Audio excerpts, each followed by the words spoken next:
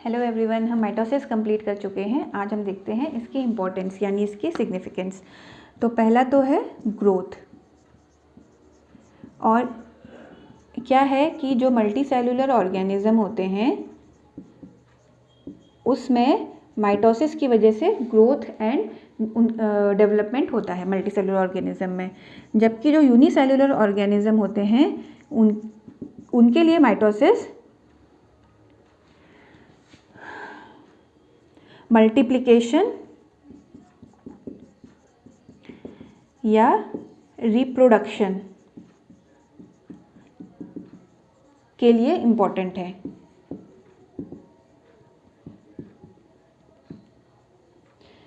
क्योंकि एक से वो दो बनेंगे माइटोसिस में, तो इस तरीके से वो रिप्रोड्यूस या मल्टीप्लाई हो जाएंगे। तीसरा है मेंटेनेंस ऑफ सेल साइज। तो जब भी अगर सोमैटिक सेल ओवरग्रो करेगा तो उसका क्या होता है, कैरियोप्लाज्मिक रेशियो क्या हो जाएगा, डिस्टर्ब हो जाएगा। और उस रेशियो को मेंटेन करने के लिए या सेल के साइज को कंट्रोल करने के लिए सेल अपने जो सोमैटिक सेल है वो डिवाइड करेगा और अपना जो नॉर्मल साइज है वो अटेन करेगा। चौथा है मेंटेनेंस ऑफ क्रोमोसोम नंबर। आपको पता है कि माइटोसिस में हमको जो दो डॉटर सेल मिलते हैं उसमें क्रोमोसोम नंबर वही रहता है दोनों में जो पेरेंट सेल में रहता है। तो इस तरीके से जो लिविंग ऑर्गेनिज्म है उनके सोमैटिक सेल में सेम क्रोमोसोम नंबर हो पाता है माइटोसिस की वजह से। पांचवा है हीलिंग एंड रीजनरेशन।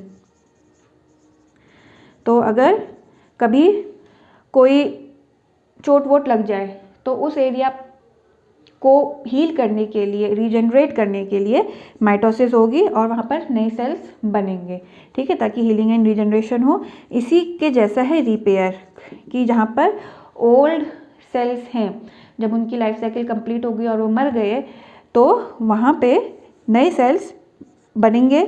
और वो कैसे बनेंगे, माइटोसिस से। और लास्ट है एविडेंस ऑफ बेसिक रिलेशनशिप। क्योंकि आप देखते हैं कि लगभग हर ऑर्गेनिज्म में माइटोसिस की प्रोसेस एक जैसी रहती है, सिमिलर रहती है।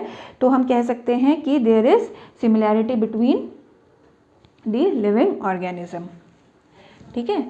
अब इसके बाद हम देखते हैं कि प्लांट साइटोकाइनेसिस और एनिमल साइटोकाइनेसिस में क्या डिफरेंस है। यानी एनिमल में जब साइटोप्लाज्म का टूटता है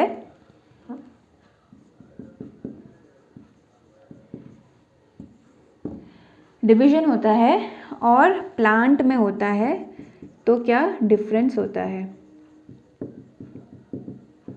तो पहला डिफरेंस तो ये है कि ये एनिमल सेल में जो साइटोकाइनेसिस होती है वो क्लीवेज मेथड से होती है और प्लांट सेल में कैसे होती है, सेल प्लेट मेथड से।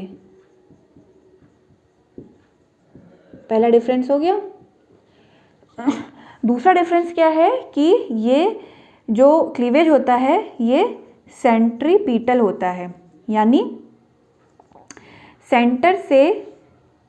सेंटर की तरफ को होता है, पेरिफेरी से सेंटर की तरफ को होता है। जबकि सेल प्लेट जो होती है वो सेंट्रीफ्यूगली ग्रो करती है, ये सेंट्रीफ्यूगली ग्रो करती है। सेल प्लेट सेंट्रीफ्यूगली ग्रो करती है। हमने देखा था कि जैसे ये था तो सेल प्लेट यहाँ पहले बीच में बनेगी और फिर पेरिफेरी की तरफ को जा रही थी, ठीक है। तीसरा डिफरेंस क्या है कि जो स्पिंडल होते हैं वो डिसअपियर होना शुरू कर देते हैं एनिमल सेल में सून आफ्टर द एनाफेज। तो सून आफ्टर एनाफेज स्पिंडल जो है डिसअपियर होना शुरू कर देते हैं और इसकी जगह एक मिड बॉडी ले लेती है, जो हमने पढ़ी था, क्या था, डेंस फाइब्रस वास्कुलर स्ट्रक्चर था मिड बॉडी। और जबकि प्लांट के केस में जो ये स्पिंडल होते हैं ये यूजुअली साइटोकाइनेसिस तक प्रेजेंट रहते हैं, इनफैक्ट ये ग्रो करते हैं, ठीक है। They grow in size and form phragmoplast, ठीक है, फ्रेगमोप्लास्ट बनाते हैं स्पिंडल। अब चौथा डिफरेंस, और 1 2 3 4, चौथा डिफरेंस क्या है कि जो सेल मेम्ब्रेन होगी एनिमल सेल में वो डिराइव होती है एंडोप्लाज्मिक रेटिकुलम से, जबकि जो नई सेल मेम्ब्रेन बनेगी प्लांट सेल में वो कैसे बनेगी, जो गोल्गी एपरेटस होता है वो वेसिकल्स बनाता है, छोटी छोटी, हमने देखा था ये जो वेसिकल्स हैं, बहुत सारी वेसिकल्स बनती हैं बाय गोल्गी एपरेटस, और इन वेसिकल्स की जो मेम्ब्रेन होती है वो फ्यूज़ करके प्लांट या प्लांट में जो डॉटर सेल हैं उनकी सेल मेम्ब्रेन बनाएगी। तो ये है एनिमल साइटोकाइनेसिस और प्लांट साइटोकाइनेसिस में डिफरेंस। अब हम देखते हैं कि एनिमल माइटोसिस और प्लांट माइटोसिस में क्या डिफरेंस होते हैं।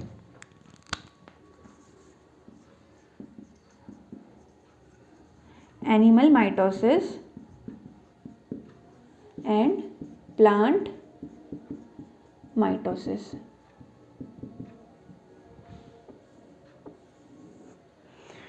तो क्या क्या डिफरेंसेस हैं? पहला तो ये है कि जो प्लांट माइटोसिस है वो मेरिस्टेमेटिक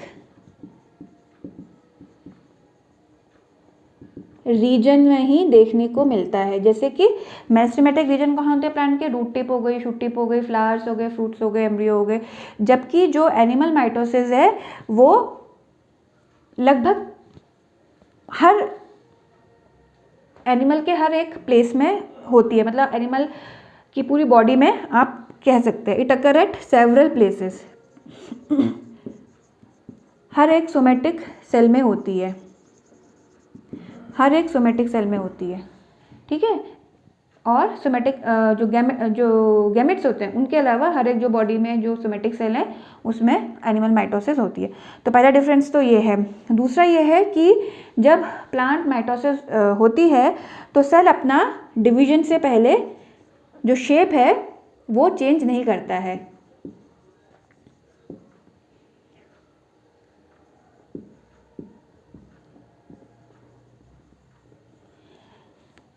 जबकि जो एनिमल माइटोसिस है इसमें क्या होता है कि जो एनिमल सेल है प्रायर टू डिवीजन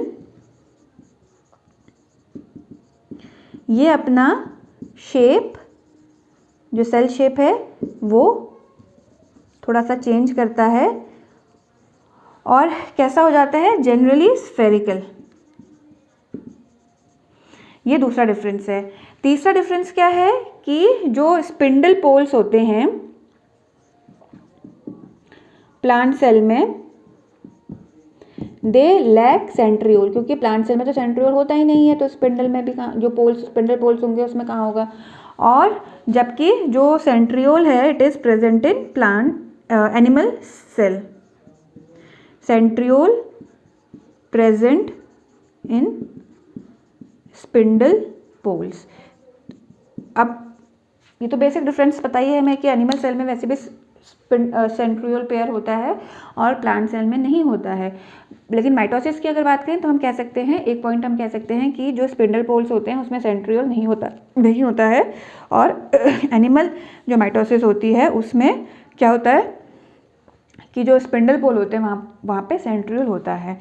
तो और फिर क्या डिफरेंस है? जो स्पिंडल होते हैं वो एनएस्ट्रल होते हैं, एनएस्ट्रल होते हैं, एन मीन्स एब्सेंट नहीं, एस्ट्रल मीन्स स्टार, ठीक है। जबकि जो एनिमल सेल में जो स्पिंडल होते हैं वो एम्फी एस्ट्रल होते हैं, यानी हर एक पोल में एक एक एस्टर रहता है। एम्फी मीन्स दो, एस्ट्रल मीन्स स्टार, ठीक है। तो हर एक पोल में या हर एक स्पिंडल में आप कह सकते हो कि एस्टर प्रेजेंट रहता है एनिमल सेल में और इसमें एब्सेंट होता है। अब जो यहाँ जो इक्वेटोरियल रीजन होता है, जो बीच वाला रीजन होता है जहाँ पर स्पिंडल जो होता है मैक्सिमम उसकी डायमीटर होता है, वो क्या बनाता है? It forms फ्रेगमोप्लास्ट।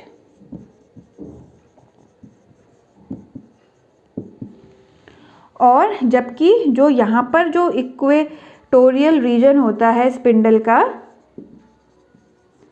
वो क्या बनाता है? Mid body. क्योंकि जो स्पिंडल फाइबर्स है स्पेशली जो मिड में है, वो जब डिजेनरेट होना स्टार्ट करते हैं तो उनकी जगह क्या ले लेती है? Mid body. ठीक है। और जबकि यहाँ पर क्या होता है? स्पिंडल परसिस्ट करते हैं, इनफैक्ट वो ग्रो करते हैं साइज में और फ्रेगमोप्लास्ट बनाते हैं इक्वेटोरियल रीजन में।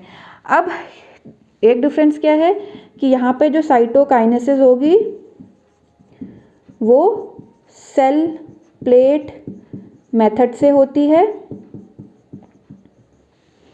और यहाँ पे जो एनिमल साइटोकाइनेसिस होती है वो क्लीवेज से होती है, क्लीवेज साइटोकाइनेसिस होती है। ओके। और क्या डिफरेंस है कि जो प्लांट माइटोसिस के लिए रिस्पॉन्सिबल माइटोजन है वो प्लांट हार्मोन है, दैट इज साइटोकाइनिन। ठीक है। साइटोकाइनिन जो प्लांट हार्मोन है वो प्लांट माइटोसिस के लिए रिस्पॉन्सिबल है, और ऐसे फैक्टर्स को माइटोजन बोलते हैं, ऐसे सब्सटेंसेस को। जबकि एनिमल सेल में जो माइटोजन है वो